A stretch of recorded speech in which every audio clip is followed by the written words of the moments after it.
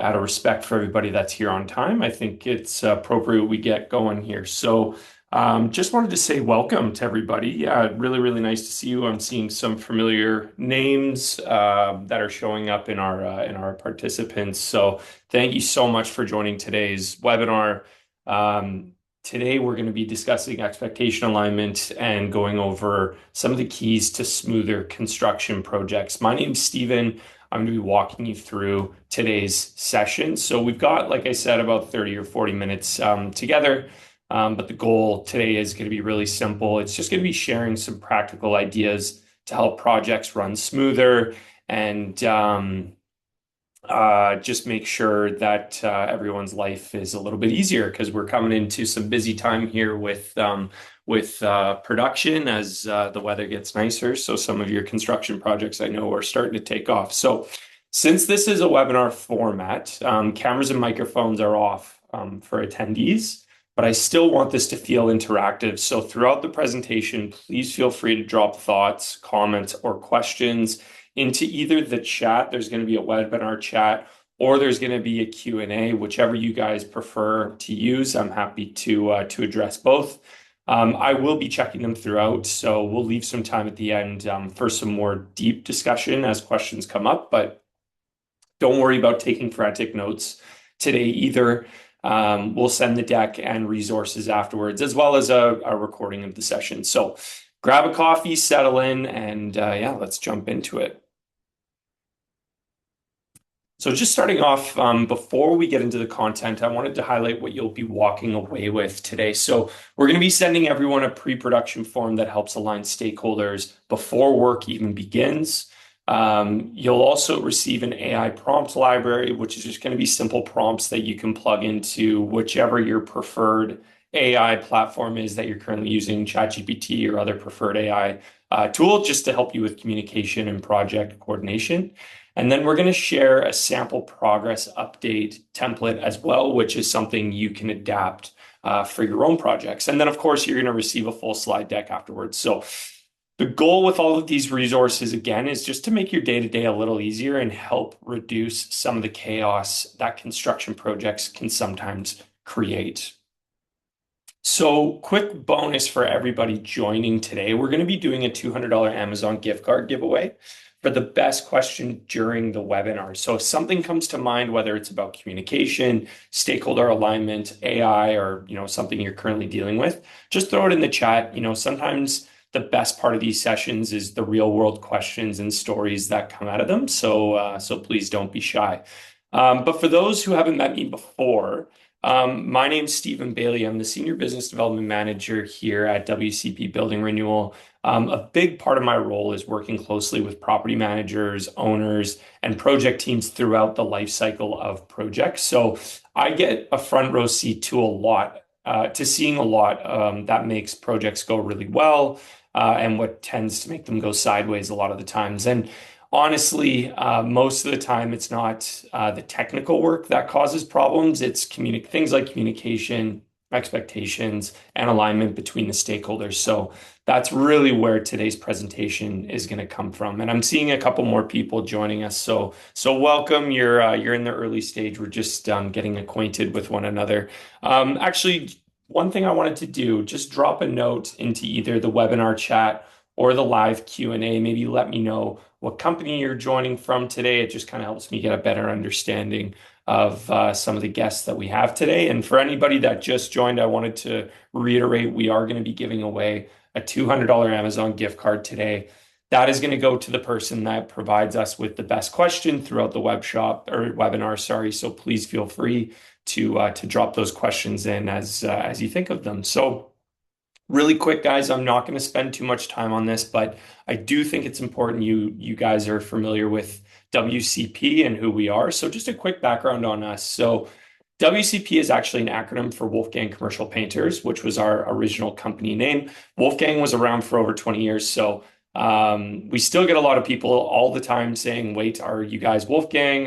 What's going on here? Or they'll say, oh, great, Wolfgang, I remember you guys. So it's sometimes a light bulb moment, but it is the company evolve over time beyond just painting into broader building renewal services, but we kept WCP just as a nod to where we started 20 plus years in the business.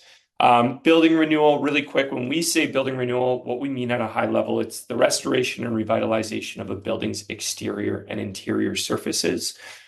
So on one side, that's exterior restoration projects. On the other side, it's interior common area remodels. So yeah, essentially helping buildings age properly, perform well, and avoid becoming much more expensive problems later on. So yeah, our exterior services, here's just a quick snapshot at our exterior services. I don't really want to read them too much off the page, but this is where we kind of get into concrete restoration, waterproofing, coatings, sealants, membranes, even inspections, right? Really the kinds of projects that protect the building envelope long term. This is also where expectation alignment becomes incredibly important because these projects tend to affect a lot of people all at once. So that's residents, councils, ownership groups, contractors, consultants, right? Everybody is going to be involved.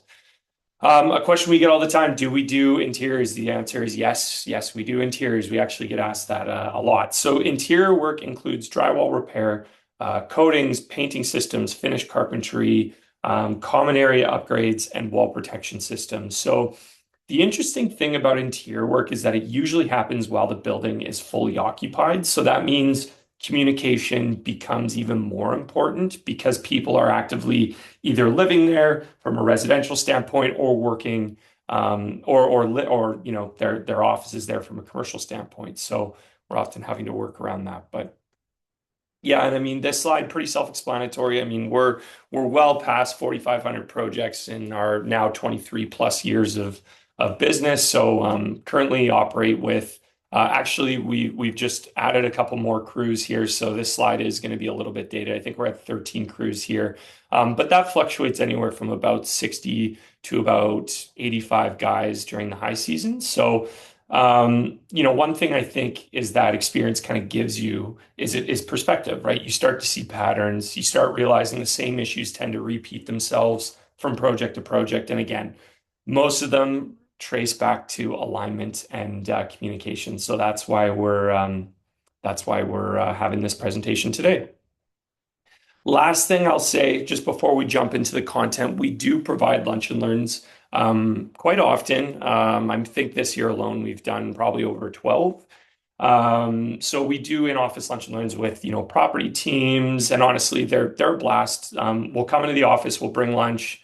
We'll tailor the content to your team and just have a really practical conversation around projects and lessons learned. So we recently did one actually where the conversation after the presentation ended up lasting almost an hour because people started sharing project stories and challenges that they were dealing with. So those are usually the best sessions. So if your team ever wants to bring this presentation or a customized version of it into your office, just let me know. All right. Now let's get into the content here. So today we're going to be talking about expectation alignment and why it's one of the biggest drivers of smoother construction projects. So we'll walk through the major phases of a project, the key stakeholders involved, and some of the practical tools and habits that keep everyone aligned along the way. And throughout this, I encourage you to think about projects that you've personally been involved in. I guarantee at least one story is already coming to mind. And again, I just wanted to remind everybody, either the chat box or the Q&A, please leverage that. If you have any questions throughout, you will not be interrupting me. I encourage and I invite any and all questions that come to mind. So with that, let's maybe jump into our first slide. So you guys know this is not groundbreaking stuff, but project success is going to start with alignment, right? In our experience, misalignment is going to be the number one cause of delays, budget overages, and unhappy councils, right? So most of those problems actually begin before the first hammer swings, right? It's rarely the technical work that blows the project up. It's the assumptions that come with the project. It's going to be the unclear communication, and it's going to be different stakeholders thinking different things are happening, right? So today we're going to walk through how to align people at every stage of a project so things ultimately are going to run smoother from the start. So we're going to walk through the three key stages of a project. But first, I wanted to kind of introduce the three key stakeholders, right? Now, obviously, every project is going to be different. There's going to have, different players that are going to be involved, whether it's engineers, consultants, trades, inspectors, so on and so forth. So for today, we are going to be focusing on these three groups that show up on almost every single project, right? It's owners or strata councils, it's contractors, and then it's going to be tenants or residents. Okay, so the key thing to remember is that every group needs different information. And one of the biggest responsibilities in either project management or property management is how you're translating and tailoring the message to each audience. Okay, so what a contractor needs to hear is obviously going to be very different from what a tenant needs to hear. So the other thing before we jump into the three stages of a project is starting to shift your mindset a little bit that a contractor is a partner. Okay, it can really improve projects by viewing contractors less as vendors and more as partners. So when contractors are brought in early, you gain perspective sooner. You identify risk earlier. You solve problems before they become expensive, right? I've seen projects where a quick 20-minute conversation early on saved weeks of frustration later, right? And that applies kind of no matter what trade or what contractor you're working with. The earlier the collaboration, typically the smoother the project tends to go. So phase one. Okay, phase one, and I'm starting to see a couple more people start to join us as well. Welcome to you guys. You haven't missed a ton. We just kind of did an introduction. We're jumping into the core content now. One reminder I wanted for everybody is that we are giving away a $200 Amazon gift card for the best questions. So either use the webinar chat or the Q&A function. Please feel free to pour those questions on, and I will get to them as we go. Okay, so phase one, pre-production. So this is going to be where projects are either set up for success or quietly set up for pain. Okay, so owners need alignment. So first, looking at that owner segment, they need alignment on goals, on budgets, and on tolerances. Okay. Coming to contractors, they need a clear scope, they need all the assumptions, and they need clear staging plans. Okay, each project is going to be much different. Obviously, the scale and size, that's one aspect that's going to be that's going to have a differentiation, but also the services included, and what kind of structure, what kind of building are we working on?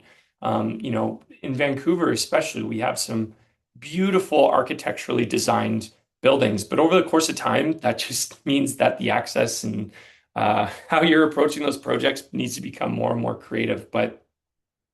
And then tenants, right? Tenants are obviously very important. They need early awareness around timelines and disruptions, right? Especially if it's going to be a residential tenant, right? These people are owners. They're entitled to a lot. So we want to make sure that we're, keeping that line of communication with them clear, and they're getting that early awareness of all the timelines and any disruption that's going to be happening to them. But the best practice here at this particular phase is going to be the pre-production meeting. Okay, so get everyone together early, make sure you're aligning on those expectations, and then talk through logistics. Okay, and honestly, ask uncomfortable questions up front as well, instead of during the middle of the construction phase. One thing I would say is, I know for each project, like I said, it's going to be different. Some are large, some are small. If it's a tiny project, a pre-production meeting can be as early as easy as a phone call. But for something especially larger, that pre-production meeting is going to help identify and save you so much time in the future. And yes, you might have to get on site. Yes, it's going to eat some time in your calendar, but I guarantee it's going to save you time in the long run. I've got a question here. Who is clarifying the scope in the production? So that's a great question, and I'm actually going to answer that here in our next slide. So I'm just going to move into that one. So now that we've done with phase one in our pre-production, now we're moving into that production, right? So the work is actually happening. So owners need regular updates and support making decisions. Contractors need alignment around changes and unforeseen issues. And tenants, they just need to feel informed. They don't want to be surprised. They want to feel like they're involved in the project as much as possible, obviously just from a transparency standpoint.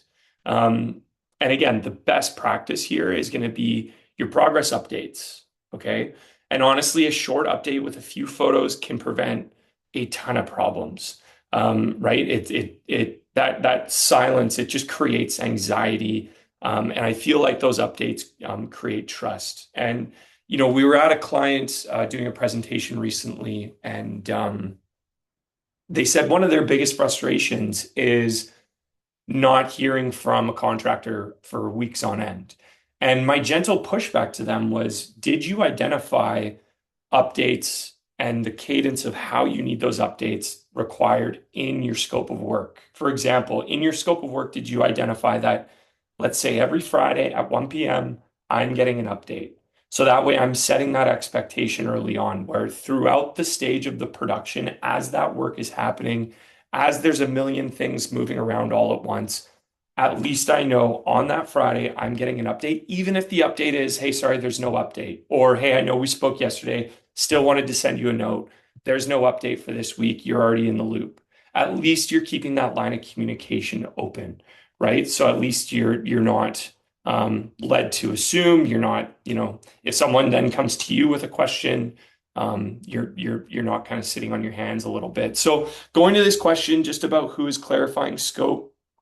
Yeah, I mean, it's a really good question. So ultimately, scope clarification during production is usually a shared responsibility, but typically the contractor is identifying and embracing the issue while ownership or the property management side helps confirm direction and decision making, right? So a good example would be uncovering unexpected site conditions once work begins.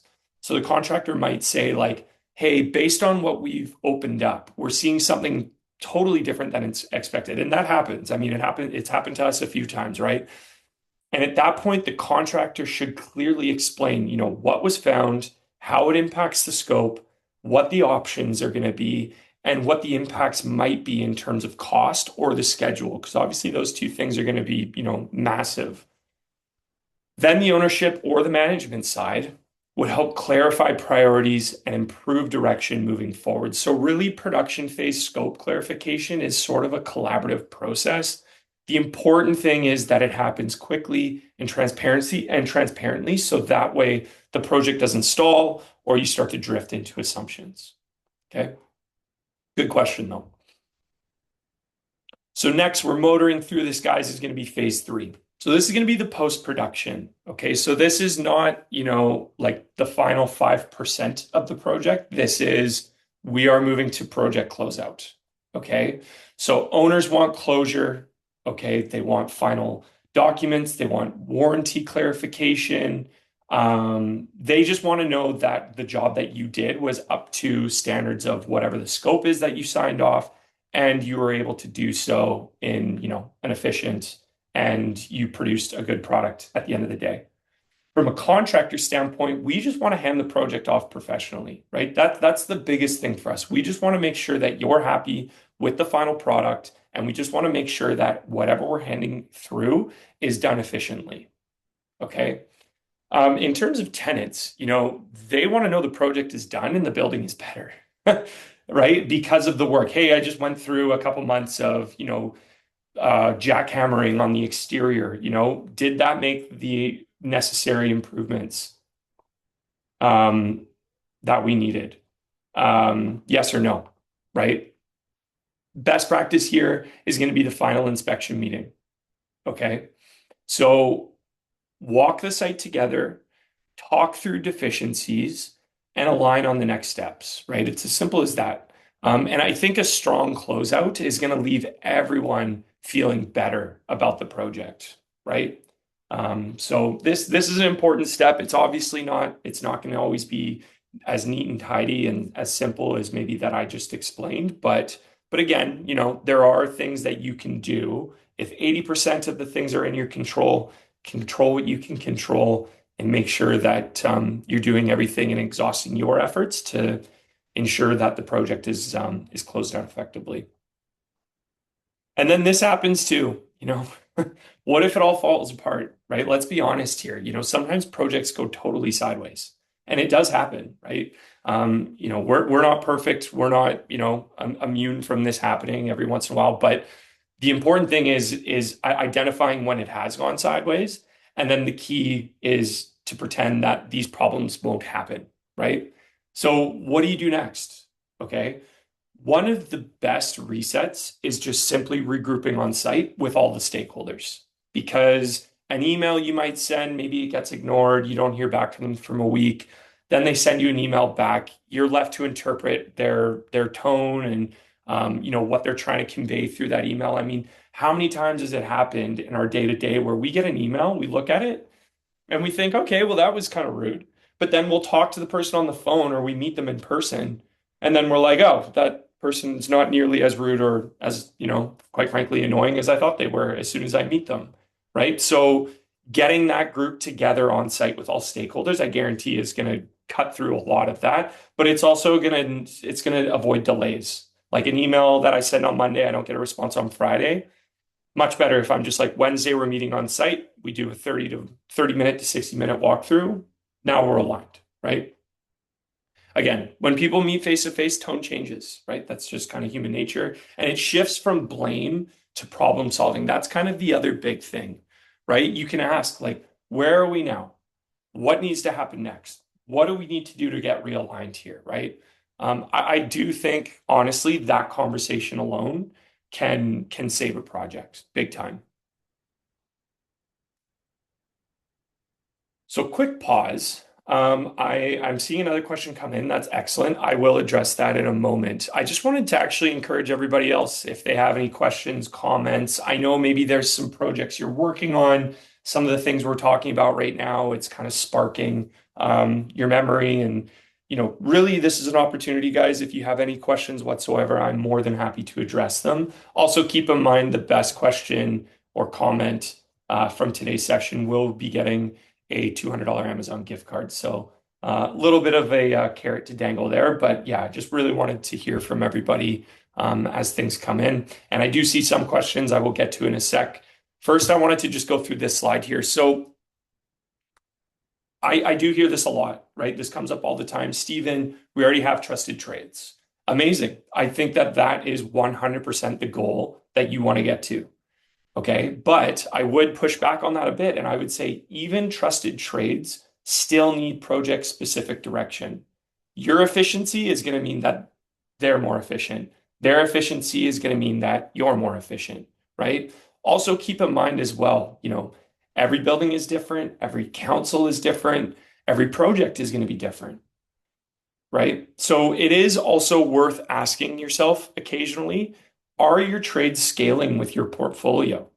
Like I know you maybe have worked with someone for years and yeah, they kind of have this certain way and there's a few things I don't really agree with. They do a good job. Sometimes it takes longer. They can't really do this, whatever the case might be. But really ask yourself that, like, are your trades scaling with your portfolio? Are they helping to improve your process, right? Or are they just kind of repeating what they've always been doing? So I would say yes, having trusted trades, having those people in your call book that you can go to right away and they're going to pick up, phenomenal. Build rapport with those people, treat them well, but also ask yourself on occasion, are they helping my process here? So I had a question come in. The question is, from my experience, how do you typically handle cost impacts arising from design changes or unforeseen conditions, and what measures would you recommend to help keep the project within budget? An excellent question, because realistically, design changes and unforeseen conditions are almost inevitable on construction projects, especially in building renewal, right? So from our experience, the biggest factor the biggest factor is how early the issue is identified and how quickly it's communicated. Okay. So typically, once something unexpected is uncovered, we try to document it immediately with photos, context, and clear explanation on the impact. But from there, we usually outline the options, right? Here's what the issue is. Here's what our recommended solution is. Here's, a potential alternative approach and, and of course the potential costs or schedule implications that are tied to it. And I just think, the earlier stakeholders can make informed decisions, the easier it is to control downstream impacts, big time. Yeah, and I mean, in terms of keeping projects within budget, a few things really help. First, having a well-defined scope upfront, that is going to help, right? That's going to reduce assumptions before work begins. The second is going to be carrying appropriate contingency, okay? Especially on restoration projects where hidden conditions are common, okay? It should almost be assumed. Third is going to be maintaining regular communication, like we said, right? You want to maintain that communication throughout the project. So smaller issues don't sort of fester and they don't quietly compound into larger ones. That's kind of the big thing. And honestly, involving contractors earlier in the planning phase can help significantly as well. We've seen a lot of solutions or situations, I should say, where early contractor input identified potential budget risks before the project even went to tender. And that happens all the time. It happened recently. But I think to answer your question, at the end of the day, surprises do happen. But transparency, speed, collaboration, those are usually what's going to determine whether they become manageable adjustments or sort of major budget problems. But yeah, great question. And then another question here was just what's the difference between trusted trades and contractors? Nothing. I think that your trusted trades can be contractors. They can also be engineers. They can be consultants. They can be a variety of other different things, right? But there's really no difference. Basically, what I was hinting or getting at with this was it's the position you want to find yourself in, having those trusted trades, but you also do want to keep them accountable and just make sure that they're growing with your portfolio. So we're going to kind of shift gears here a little bit, okay? The big bad AI, how can we not talk about that in this day and age? But I just wanted to ask the audience a quick question. So I'll give it a sec for these to filter through. But how many of you are using AI professionally or personally, right? Even if it's just helping draft emails, that counts. AI is already showing up everywhere in property management, I would say. So I'm just curious, from your guys' perspective, how are you actually using it and leveraging it and helping yourself to get more efficient? Is it communication? Is it reporting? Project planning? Tender review? Like there's so many different things. And honestly, I think right now we're just scratching the surface. For example, from a professional standpoint or from a personal standpoint, I just went on vacation and I plugged in where we were going, where we were staying. I was there with my wife and my 16-month-old son, and I just kind of gave a quick idea of what we were interested in eating and what we wanted to do, provided me with a full itinerary the entire time we were gone. And I love that. I mean, it takes a lot of the what should we do today questions out of a vacation. So it made the vacation even easier if that's even possible. But that's just one example. There's so many different things that you can do with it. I would just say that the biggest thing, it makes you more efficient in your role, and it's going to reduce friction. It's going to save you time. I mean, it's imagine, for example, like turning a rough project update into a polished communication in 30 seconds, right? And that's kind of where this is heading. Yeah, I'm just seeing John, new product research and specifications, tender review, contract language. Yeah, big time. I mean, yeah, contract language is a big one. It's almost like reading like legal documents. It's just it's very difficult. It's very confusing sometimes. So being able to plug a PDF and just say, hey, give me the Coles notes in plain English, make sense of this for me, makes you so much more informed and dangerous in your role. Like that's a big, big asset to have in your role is to be able to translate those sorts of things. Because even as early as I remember, and I'm sure you guys too, as 5 years ago, you'd get a contract or legal document, and trying to read that was painful. So, yeah, good point. Okay, we're gonna keep it moving here. I am honestly getting sick of the sound of my own voice, if I'm being honest, but we're going to wrap up here. We're going to come towards the end. So I just wanted to note what you're going to receive again after this session. So quick reminder, you're going to get a pre-production form. You will get an AI prompt library. You're going to get a sample progress update template, and then also the slide deck. But I also will include a recording of this session. We're also going to be uploading it to YouTube. So if you guys would like to come back and revisit anything, I encourage that. I wanted to shift now into our Q&A. So I've been kind of answering these questions as we go, but really wanted to open up the opportunity in the door here for the next couple minutes. Um, and again, if you haven't asked anything yet or made a comment yet, now's your chance to win the 200 Amazon gift card. It's very much up for grabs. So great, we had a question come in. So what are the major things that break trust and alignment between contractors and customers? That's a good question. I mean, it's going to be a variety thing. I think, like, honestly, like we talked about, most project breakdowns really come down to trust, and alignment issues more than anything.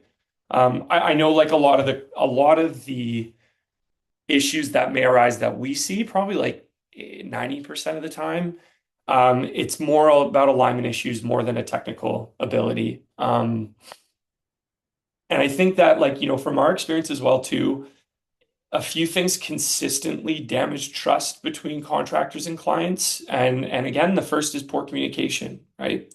Silence, right? That creates anxiety really quickly on construction projects. And I'm not saying that that's silence, that's on every stakeholder there. That's not just one in particular. If updates are stopping, if responses are delays, tough conversations are going to need to happen. So if bad news is avoided, people are naturally going to start filling in the blanks themselves. And it's usually going to be negative, right? So the second, I would say, is just unclear expectations up front. When you have scope, timelines, responsibilities, or just assumptions, right, aren't fully aligned at the beginning, frustration is going to tend to build later, because everyone's thought something different was happening. Another big one, and you guys know this one, but big surprise around cost, right? Change orders, and especially when change orders appear without enough context or explanation. In another presentation we do, we say always be cautious of a very low bid, because I can almost guarantee you every time there's going to be a surprise around cost. I'd also say defense. Yeah, I mean, like, defensiveness can really damage alignment. I would say, projects are going to go smoother when both sides approach an issue collaboratively instead of trying to kind of protect themselves immediately or assign blame. And then the last thing I would say, I know this is a pretty robust answer, but the last thing I would say is just inconsistency, right? If the experience during the tender phase feels very polished, but communication or execution drops once the project starts, that's going to erode things quickly, right? And that's going to erode your trust very quickly. So I would say, on the flip side, to end on a positive note with that one, right? The projects that tend to go best are usually the ones where expectations are discussed early, communication is consistent, problems are addressed quickly, both sides genuinely feel that they're working towards the same outcome, right? That partnership mindset, like we talked about, that is really going to change the tone of a project. Yeah, but great question. I see we've got one coming in here from John. So the question is, how do you get owners on board with the technical difficulties or unforeseen site conditions? John, that's an excellent question. And honestly, it's one of the biggest challenges in building renewal projects, I would say. So from our experience, the key is helping owners understand the issue in practical terms, not just technical terms. Okay. Most owners are not construction experts. Some are, and they'll hover over your project as you're working away, but most are not. And honestly, they shouldn't have to be either, right?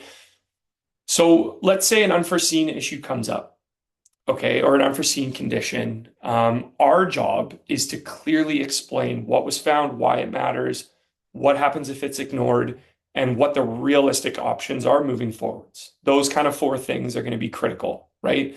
Visuals are going to help a lot here. Okay, so photos, videos, site walks, those things can completely change the understanding. Because if I'm just explaining to you that there's a concrete issue on the exterior of your building, you're like, okay, well, and I'm like, it's actually quite bad. And you're like, okay, well, how bad is it? But if I show you a video or a photo and I'm like, hey, look at the concrete issues on the side of your building, and you're going to go, oh, okay, I get it. Right. So we've had situations like that where an owner sees exposed deteriorated concrete or, hidden water ingress, but they see it in person. Suddenly that conversation becomes much easier because the issue feels real and it feels tangible. Okay.